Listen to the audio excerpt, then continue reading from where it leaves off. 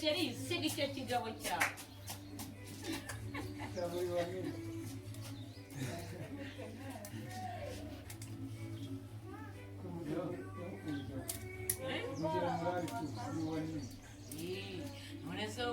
nubundi ugiye gukora sibyo bigira gute ibigomba kuyota kuzahesha umuntu agaciro ahageze wari wese agakenera kuhareba none se uramutse nk'umwaje nawe warimwa gihingura nibwo nyiza rwose ndi muzanira agatama gusore nzi yuko azikiye byahiye yuko amishirije none urangije reba igihe utekeye ubwo ari ukuvuga ngo inzoga se nyigusubije ntago nyiguhaye birapfuye